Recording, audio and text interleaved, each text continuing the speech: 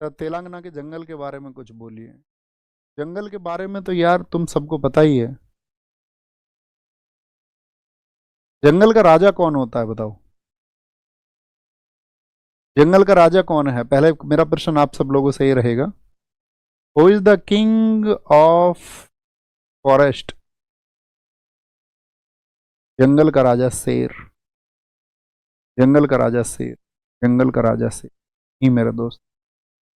अब शेर जंगलों में किराए में रहता है, किराए पर रहता है, क्योंकि अब जंगलों का राजा भी इंसान है। शेर देखे ना आपने, उनको तो जंगल छोड़ना पड़ गया, तो वो कहा आप क्यों झूठ क्यों बोल रहे हैं आप मुझसे कि जंगल का राजा शेर है। अब जितने जो फॉरेस्ट काटे जाते हैं दरअसल में, हम सब तुम बहुत बात कर सकते हैं प्रकृति को संरक्षित रखने की।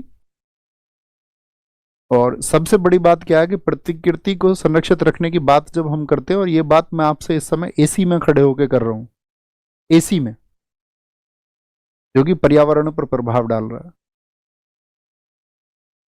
प्रतिकूल प्रभाव। तो यानी कि मैं ये मानता हूं कि मैं भी डिजर्व नहीं करता वो बातें करना।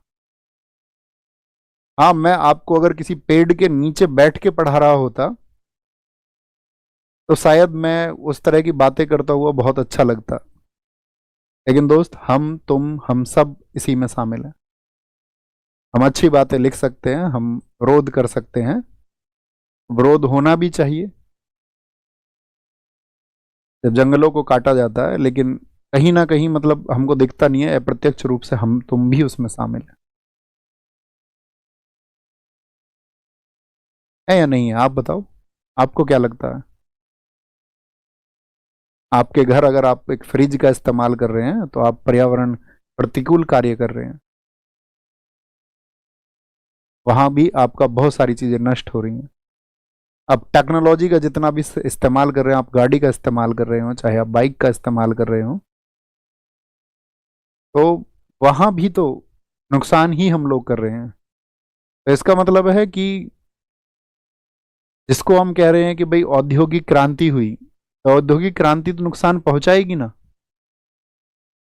तो हमने जब इतनी सारी चीजों पे बात की, तो हम ये सोच सकते हैं कि भैया फिर सॉल्यूशन क्या है। तो सॉल्यूशन यही है कि कंजप्शन जो बाकी चीजों का है वो कम किया जाए, और कम नहीं किया जाए तो कम से कम वृक्ष तो लगाए जाएं, या वृक्षों को कटने से बचाया जाए।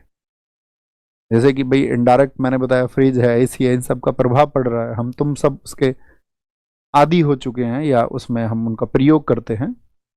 लेकिन हम पेड़ लगा सकते हैं, और हम पेड़ों को बचा सकते हैं। कम से कम जंगलों को तो ना काटा जाए, इतनी भर उम्मीद तो सरकार से कर ही सकते हैं। क्योंकि भाई उद्योग भी जरूरी है देश के लिए, और औद्योगिक क्रांति भी मान लिया विकास के लिए जरूरी है, तो कहीं ऐसी जमीन पर हो सकती है कि जहां पर बहुत घने जंगल ना हो, घने वन ना हो। देश में बहुत सारी जगह हैं ऐसी ना। बाकी तो भाई के बारे में सिर्फ बात होती है, सोचना आप ही लोगों को होता है, हम सबको ही सोचना होता है।